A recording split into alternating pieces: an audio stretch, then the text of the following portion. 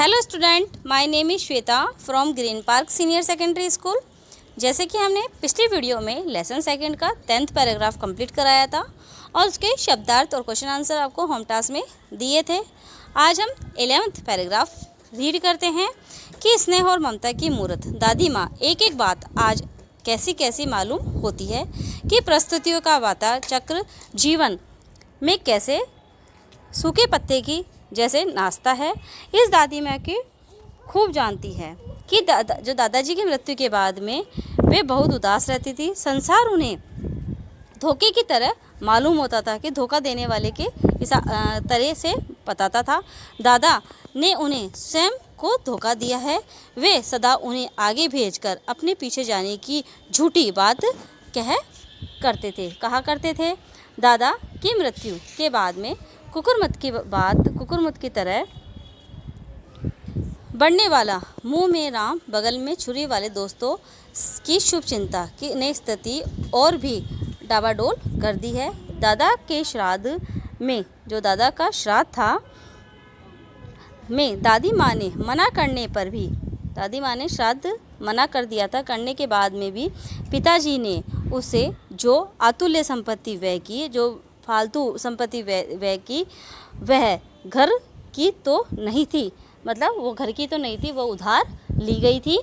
इसका प्रसंग देखिए आप कि प्रसंग में यही हमें पता है कि क्या लिखा जाता है कि प्रस्तुत गद्यांश पुस्तक का नाम, लेसन का नाम, उसके बाद रचयिता का नाम, उसके बाद लेखक यहाँ पे जो मृत्यु भोज जैसे सामाजिक बुराई की ओर ध्यान आकर्षित करना चाहता है। हमारा व्याख्या देखिए।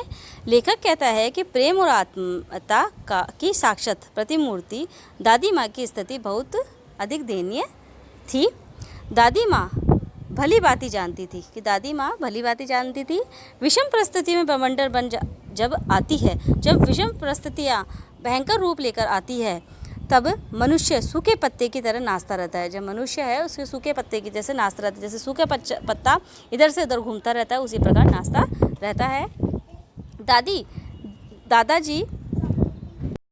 दादाजी की मृत्यु के बाद में दादी माँ बहुत निराश रहती थी। ये जब दादाजी ख़त्म हो गए थे तो वह बहुत निराश होने लग गई थी। प्रसन्नता उनके पास दूर दूर तक नहीं आती थी। संपूर्ण संसार धोखेबाज लगता था। जो संपूर्ण संसार है वो धोखेबाज लगता था कि पता नहीं कब किस समय कोई धोखा दे दे। स्वयं दादाजी उन्हें धोखा देकर पहले स्वर्गलोक चले गए कि स्वयं जो दादाजी हैं वो दादी माँ को धोखा देकर स्वयं स्वर्गलोक चले गए।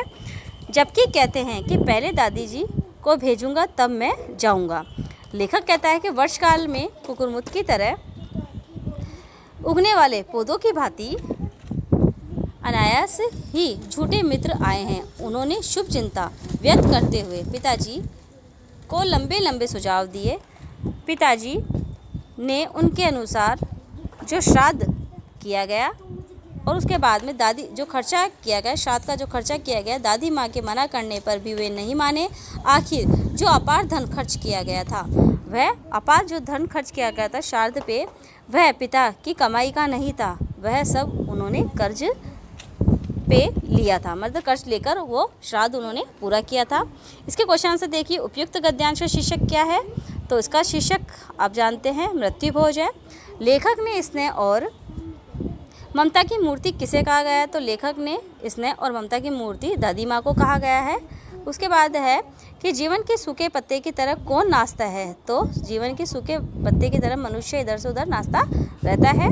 इसके बाद देखिए, दादी माँ उदास क्यों रहती थी? कि दादा की मृत्यु के कारण दादी माँ उदास रहती थी। अब हम आगे का पैराग्राफ देखते हैं। 12th पैराग्राफ देखते हैं कि दादी माँ अक्सर उदास रहा करती थी। माह के दिन थे, कड़ाके का जाड़ा पड़ रहा था।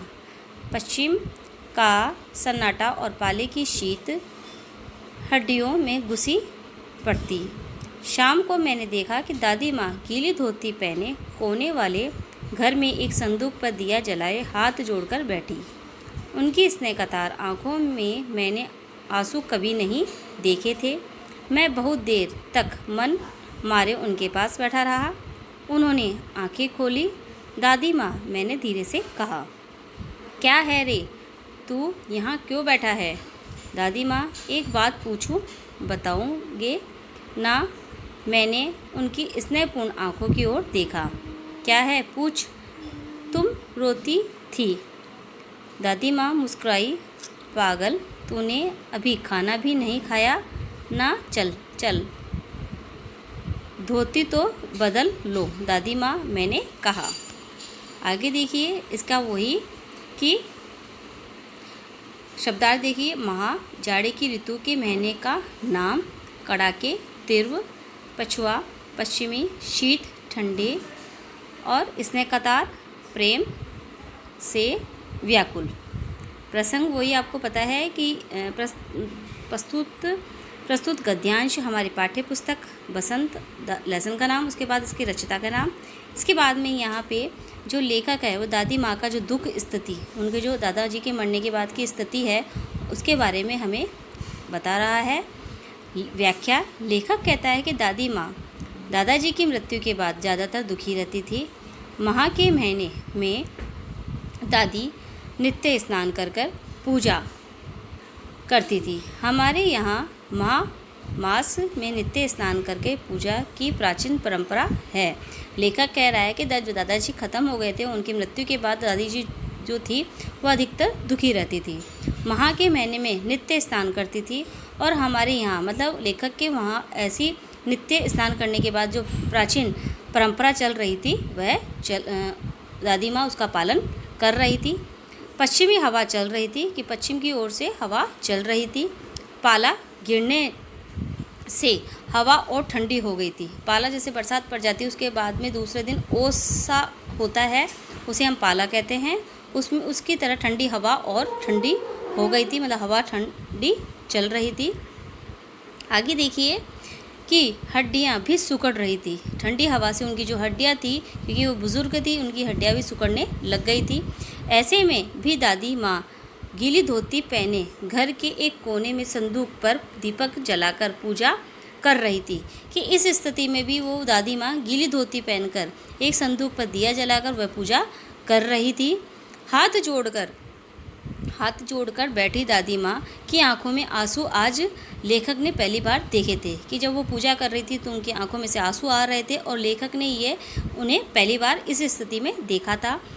उसने दादी माँ से सहज से पूछा, कि दादी माँ से उन्होंने पूछा लेखक ने, तुम क्यों रोती थी? कि तुम क्यों रोती थी? दादी माँ मुस्काई और बोली, अरे पगली, तूने खाना नहीं खाया।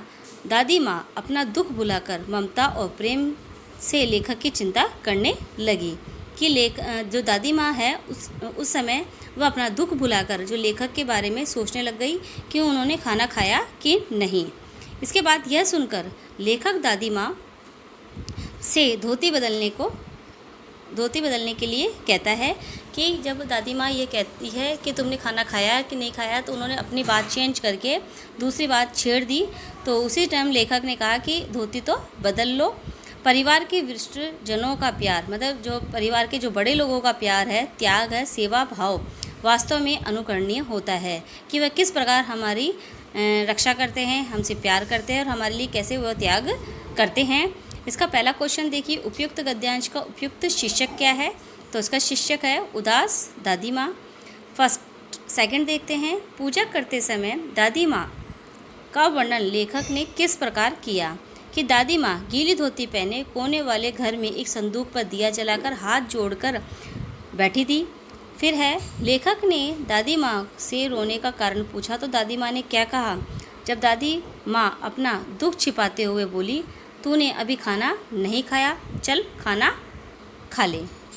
फोर्थ क्वेश्चन है कि लेखक दादी से धोती बदलने के लिए क्यों कहता है?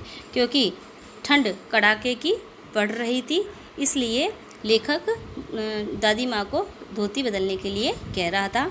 इस प्रकार आज हमने आपका 11th और 12th पैराग्राफ कंप्लीट करा दिया है। आज का आपका होम टास्क है 11th और 12th पैराग्राफ के word meaning and question answer, और जो अब तक का वर्क हमने करा दिया है उनको कंप्लीट करना है, और साथ के साथ इनको लर्न भी करना है। Bye bye, thank you.